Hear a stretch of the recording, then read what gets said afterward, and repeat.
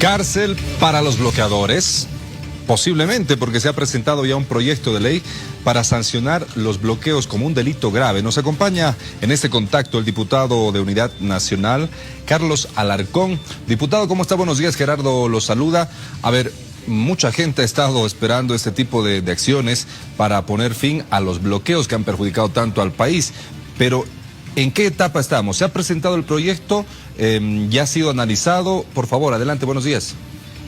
Muy buenos días, Gerardo. Un cordial saludo para usted y su audiencia. El día de ayer en la mañana he presentado este proyecto de ley antibloqueos en la Cámara de Diputados. El día de hoy se lo lee en correspondencia y se lo deriva a tratamiento legislativo en una comisión. Una vez que en la comisión, el comité y la propia comisión hacen su trabajo, se discute, se hacen los cambios, los ajustes que correspondan y después se los remite al Pleno de la Cámara de Diputados y lo mismo se hace en el Senado. Recién ha sido presentado el día de ayer en la mañana por mi persona y lo importante de este proyecto de ley es que establece que el bloqueo es un delito y no es un derecho, ¿no? Y tiene diferentes castigos de cárcel en función a la gravedad de los bloqueos. Cuando se trata de un bloqueo básico que no tiene violencia adicional, la sanción propuesta es de 3 a 6 años de cárcel. Cuando se trata de los promotores, organizadores, instigadores o financiadores del bloqueo, que no necesariamente están en los puntos de bloqueo, la pena se propone de 5 a 8 años de cárcel. Y cuando en los bloqueos se ejerce violencia contra las personas y los bienes, se propone una sanción de 10 a 20 años de cárcel. Además, se establecen garantías para que los policías, y en su caso los militares que apoyen a la policía cuando la policía es sobrepasada por la fuerza del bloqueo, no sean utilizados nunca más como carne de cañón y como cabeza de turco, que es lo que ha pasado en los últimos bloqueos de Yayagua, de Colcapirua, donde los policías van indefensos a levantar los bloqueos sin las condiciones, equipos y armas reglamentarias necesarias por el grado de violencia de los bloqueadores y resulta que tienen que luchar para preservar su propia vida, inclusive ante amenazas de quemar los vivos. Y cuando ellos se defienden, se los ve no como víctimas, sino como victimarios y se los trata de dar de baja antes de que se lleve adelante un proceso penal donde ellos puedan argumentar, por ejemplo, la legítima defensa.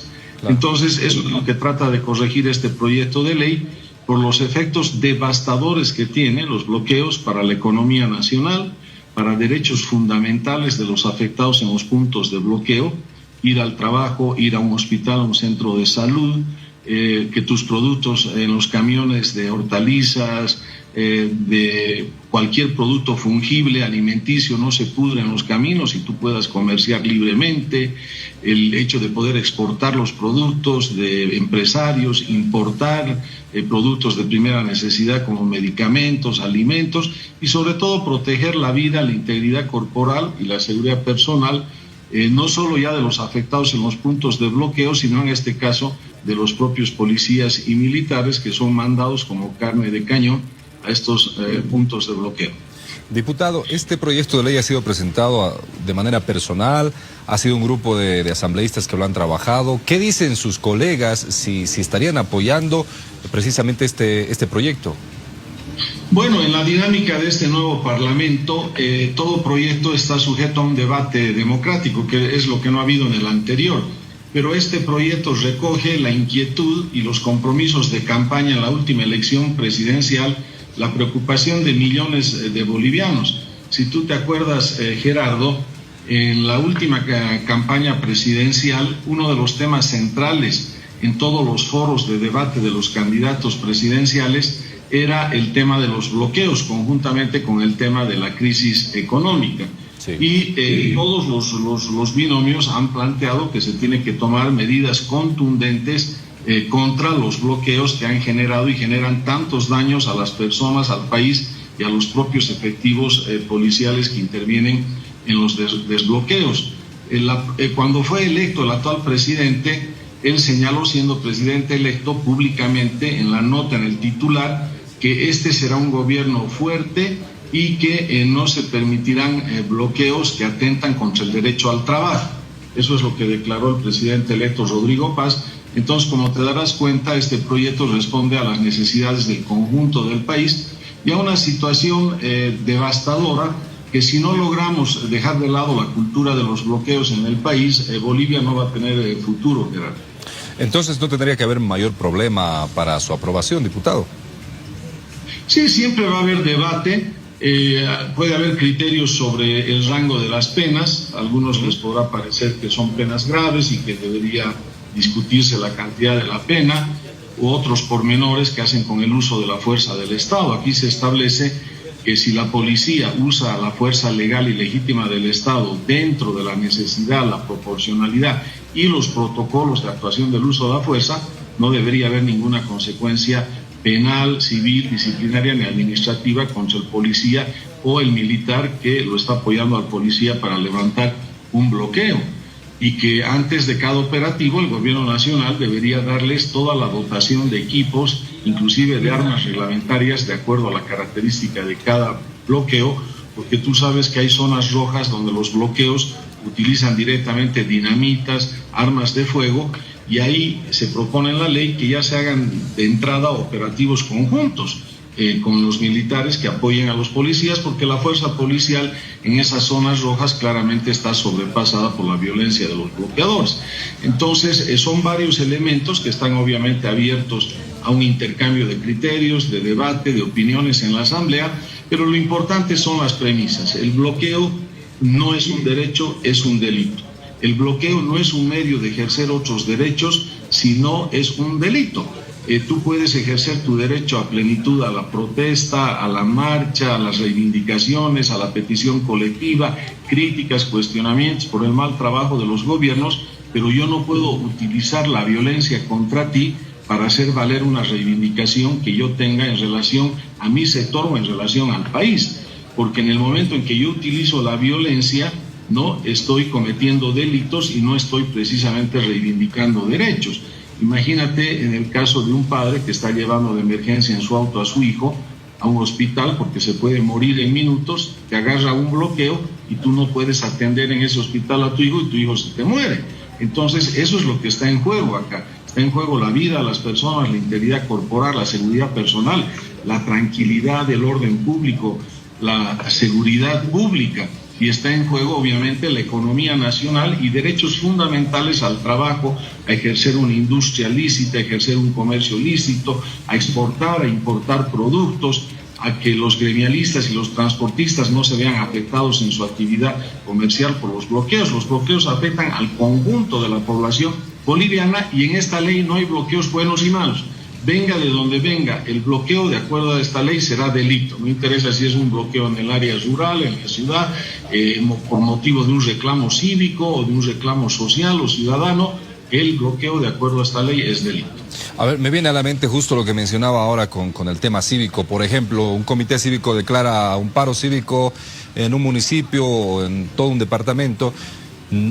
Pueden parar. Pueden quedarse en casa, caminar, salir, pero tampoco se va a permitir bloqueos en ese tipo de pedidos o reivindicaciones cívicas. Exacto, de acuerdo a esta ley es delito, no deberían hacer ningún bloqueo, porque perfecto. Esta es la única forma de que desterremos de una vez por todas, Gerardo, la cultura del bloqueo, con la cual Bolivia no va a tener futuro. No son daños devastadores de los bloqueos para los derechos fundamentales de las personas, para la economía del país, para que ejerzas tus principales libertades, de ir de un lugar al otro, de atender la salud tuya o de tu familia, de poder trabajar, de poder comerciar, de poder transportarte, llevar tus productos, tus alimentos, tus bienes, es decir, es tremendo el daño que hace el bloqueo y si no desterramos, repito, esta cultura del bloqueo, el país no va a tener futuro. Por lo tanto, no puede haber bloqueos buenos o bloqueos justificados. Ahora, si hay gobiernos que son mafiosos porque roban al pueblo o porque son tiranías que no te respetan el orden constitucional y quieren eternizarse en el poder, los franceses decían el derecho de rebelión contra la tiranía y la opresión, y no eso ya estaba más allá del marco legal, ¿no? Porque eso ya era toda una insurgencia ciudadana, como ocurrió recientemente, por ejemplo, en Nepal, que se levantaron contra la corrupción de un gobierno. O sea, ese tema ya va mucho más allá del bloqueo. Eso obviamente no está limitado ni regulado en esta ley. Esas son situaciones extraordinarias donde la gente derroca gobiernos que están plagados de corrupción o que están plagados de dictadura y de abuso de poder. Por supuesto, ya para terminar, diputado, en caso que no exista mayor complicación en esta etapa de análisis, debate, ¿cuánto tiempo pasaría aproximadamente, les reitero, para su aprobación y su posterior promulgación? Bueno, aquí va a ser importante y enriquecedor para el conjunto del país tener un debate legislativo amplio y abierto, ¿no? No descartaría de que se puedan inclusive aperturar audiencias públicas, como está en el reglamento de la Cámara de Diputados y de Senadores, para que diferentes sectores de la sociedad boliviana hagan escuchar sus criterios y sus posiciones a favor y en contra de la ley. Yo creo que eso enriquece el debate ciudadano, el debate democrático, y nos permite tener una ley que nazca con una total legitimidad. Entonces es importante en este momento, después sobre todo de lo que ha ocurrido últimamente con el caso del municipio de Colcapirua, urgente el tratamiento de esta ley, porque ya no vas a tener a la vuelta de la esquina policías ni militares que estén dispuestos a arriesgar su vida, a ser quemados vivos, ¿no?, para proteger la vida tuya, la vida de tus familiares, o la seguridad personal tuya, o tu integridad física, o la de tus familiares. Porque si no les das estas garantías a los policías y a los militares, los estás usando primero como carne de cañón y después como cabeza de turco, porque a ellos de víctimas los conviertes en victimarios, ¿no? Les das de baja anticipada, ni siquiera esperas el proceso penal, donde puede salir absuelto por legítima defensa ese policía, en cuyo caso no debería haber ninguna consecuencia administrativa o disciplinaria de baja, y por lo tanto va a ser muy difícil pues tener policías y militares que estén dispuestos a hacer respetar la Constitución, aplicar las leyes, las sentencias de los tribunales. Bolivia va a volver al estado de naturaleza, se va a generar la ley de la selva, caos, anarquía y la justicia por mano propia. Bien, perfecto. Diputado, muchas gracias por la explicación y veamos cómo va avanzando este proyecto de ley en la Asamblea. Que tenga un buen día.